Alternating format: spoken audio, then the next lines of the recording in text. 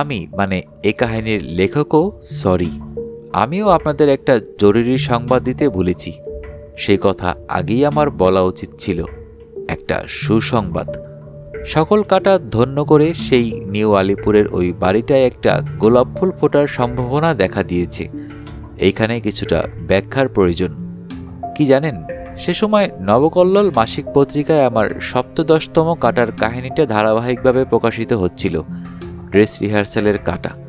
সেই সময় একটা সাহিত্য আড্ডায় এক ভদ্রমহিলার সঙ্গে আলাপ হলো। বছর 40 বয়স, কোনো স্কুলে বুঝি বাংলা অথবা ইতিহাস পড়ান।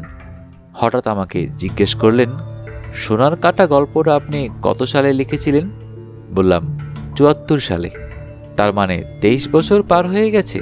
তা এই শারীরিক ত্রুটিটা কার, কৌশিক না সুজাতার?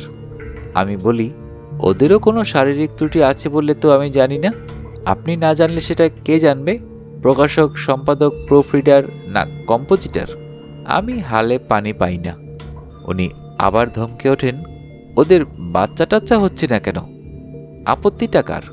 যদি শারীরিক ত্রুটি নাই থাকে, কৌশিক নয় নিশ্চয়ই। পুরুষ মানুষ সচরাচর এসব ব্যাপারে নির্লিপ্ত। তাহলে কার? সুজাতার? ফিগার খারাপ হয়ে যাবে এই তো, কিন্তু তাই বলে 23 বছর? মাই গড! সুজাতার ন্যাকামির তো একটা সীমা থাকবে। ও কি চায়? ম্যানোপজের পর বাচ্চা? আপনি নিজে কদ্দূর জানেন সেটা বলুন দেখি। ওরা দুজন কি ডাক্তারে দেখিয়েছে, নাকি ওরা সেই লাল ত্রিকোণের চক্করে পড়েছে? ওদের মতো অত্যন্ত ইন্টেলিজেন্ট কাপলের বাচ্চা না হলে দেশের কি হাল হবে জানেন? হাওলা গাওলাদের অপগণ্ড বাচ্চা দেশটা ভরে যাবে। আপনার সেসব খেয়ালই নেই। 23 বছর ধরে ক্রমাগত কাটার পাহাড় বানিয়ে চলেছেন। ডাইনে কাটা, বায়ে কাটা, সামনে কাটা, পিছনে কাটা।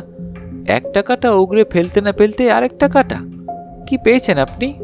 হ্যাঁ, সেদিনই মন স্থির করেছিলাম, বুঝেছেন? ঘুম না আসা রাত্রে কৌশিক আর সুজাতাকে পাকড়াও করলাম। প্রথমটায় ওরা কিছুতেই রাজি হতে চায় না, বলে এতে নাকি ওদের সুকৌশলীর কাজে ঝামেলা হবে। ওরা বরং প্রয়োজনে কোনো অনাথ আশ্রম থেকে সদ্যজাত কোনো বাচ্চা এনে প্রতিপালন করবে। আমি ওদের বোঝাবার চেষ্টা করলাম, সেটা একদিক থেকে খুবই ভালো কথা, একটা অনাথ বাচ্চা মানুষ হয়ে যাবে। কিন্তু তোমাদের পরিবারে অজানা জিন্সের একটা হেরিডিটি ফ্যাক্টর এসে যাচ্ছে তো। তাছাড়া আজকাল আবার নতুন এক বখেরা শুরু হয়ে গেছে, এইডস। কৌশিক আমাকে ধমকে ওঠে, থামুন তো আপনি, যত সব আবল তাবল অলক্ষণে কথা। সুজাতা কিন্তু আমাকে সমর্থন করল, বলল, দাদু কথাটা কিন্তু মিছে বলেনি। কৌশিক বলে, তার মানে তুমি রাজি? দারুণ লজ্জা পেল সুজাতা। আমি তাড়াতাড়ি কথা ঘোরাতে বলি, তোমার কোনো অসুবিধা হবে না সুজাতা দিদি, বিষে তো আছেই। তাছাড়া শুনেছি বিশের দেশের বাড়িতে এক দিদি আছে, তোমার যে বয়সে ছোট, স্বামীর ত্যাগটা, মানে ও নিজেই পালিয়ে এসেছে স্বামীর মারের হাত থেকে রেহাই পেতে। যেমন মদ্যপ তেমনি নিষ্ঠুর, ছেলে পিলে নেই। তাকেও বরং আলিপুরের বাড়িতে নিয়ে আসবো। সুজাতা জানতে চায়, মেয়েটা রাজি হবে তো? আমি হেসে বাঁচিনি, বলি, কি পাগল মেয়ে গো তুমি সুজাতা, কলমটা তো আমার হাতে। রাজি হবে না মানে? তাকে ঘাড় ধরে আলিপুরে নিয়ে আসবো। তার নাম ফুটকি। সেই মেয়েটাই তোমার খোকার দেখভাল করবে। কৌশিক আমাকে এখানে মাঝপথে থামিয়ে দিয়ে বলে, আপনি নিশ্চিত জানেন দাদু, ছেলেই হবে ওর, মেয়ে নয়? কি বোকা ওরা, গবের দুটো বোঝে না।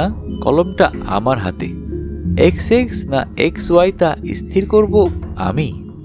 ভাগ্য বিধাতা নন। আমি সুজাতার দিকে ফিরে জানতে চাই, তোমার কি ইচ্ছে, খোকা না খোকু? সুজাতা আমার দিকে তার বড় বড় চোখ মেলে তাকায়, কি লাজুক মিষ্টি দৃষ্টি। কি একটা কথা বলতে চায়, বলা হয় না। তার আগেই তোমাদের দিদা মানে আমার গিন্নি ওপাশের খাট থেকে নেমে এসে আমাকে ऐसा এক ঠেলা মারেন, বলেন, সারা রাত আপন মনে কি বকবক করো বলো তো? তুমিও কি আজকাল কমলাকান্ত চাটুর্যের মতো আপিং টাপিং ধরেছ নাকি? ঘুমটা ভেঙে গেল, স্বপ্নটাও।